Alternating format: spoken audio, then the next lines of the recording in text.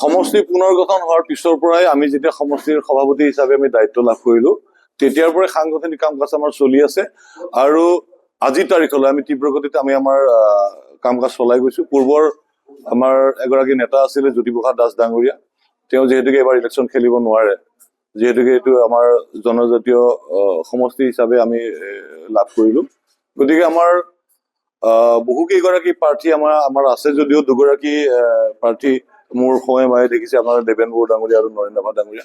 তেখেতসকলে স্থানীয় ব্যক্তি আৰু স্থানীয় ব্যক্তি হিচাপে তেওঁলোকৰ দক্ষতাও আছে আৰু তেওঁলোকে অসম আন্দোলনৰ সময়ৰ পৰাই ছাত্ৰ সন্থাক নেতৃত্ব দি আহিছে। তাৰপিছত অসম গণ পৰিষদ দলৰো তেওঁলোকে নেতৃত্ব দি আহিছে। এই ক্ষেত্ৰত দুয়োগৰাকী প্ৰাৰ্থী যোগ্য প্ৰাৰ্থী বুলি আমি অসম গণ পৰিষদ দলৰ তৰফৰ পৰা আমি ক'ব বিচাৰো। আৰু যিহেতুকে নিচেই চিনাকি, নিচেই ওচৰৰ মানুহ গোটেইবিলাক, তেওঁলোকে দলীয় কাম কাজ কৰাত যথেষ্টখিনি তেওঁলোকে সফল কাম হৈছে আৰু দলৰ বিভিন্ন পৰ্যায়ৰ সভা সমিতিবিলাকক তেওঁলোকে সাধাৰণ ৰাইজেও তেওঁলোকক আঁকোৱালি লৈছে। আৰু আমি এই দুগৰাকীৰ ভিতৰতে অসম গণ পৰিষদ দলৰ প্ৰাৰ্থী হোৱাটো বিচাৰো। আৰু যিহেতুকে মুখ্যমন্ত্ৰী ডাঙৰীয়াই 2021 চনৰ ভৰ্তী ভিত্তিবৰ্ষ হিচাপে লৈ মিত্ৰতা বা চিট শ্বেয়াৰিংটো হ'ব বুলি তেওঁ নিজে কৈছে। আৰু 2021 চন বুলি নহয়, 1985 চনৰ পৰা বৰ্তমানলৈকে যোৱাটো নিৰ্বাচনলৈকে পূৰ্বৰ ছয়গাঁৱৰ যিটো অংশ আৰু পূৰ্বৰ বকো সমষ্টিৰ যিটো অংশ, দুইটা লগ লাগি বকো ছয়গাঁও সমষ্টি হ'ল।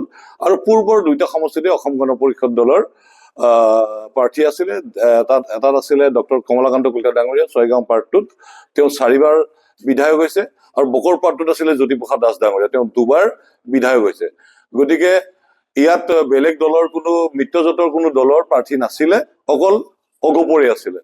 সেই হিচাপত 2021তো যিহেতুকে অগপৰে আছিলে, এইবাৰো যুক্তিসংগতভাৱে অসম গণ পৰিষদ দলে এই বকো ছয়গাঁও সমষ্টিটো অগপৰে হ'ব লাগে বুলি আমি ক'ব বিচাৰো।